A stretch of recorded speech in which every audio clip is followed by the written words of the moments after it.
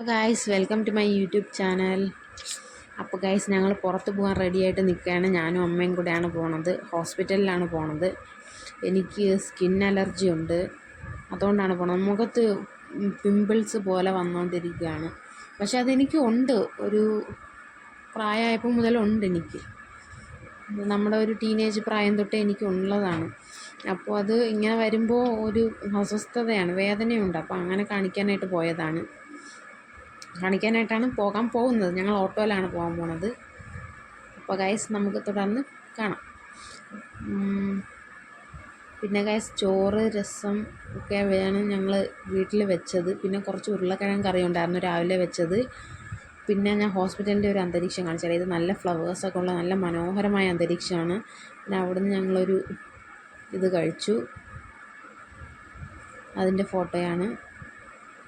ഒരു ബിരിയാണി.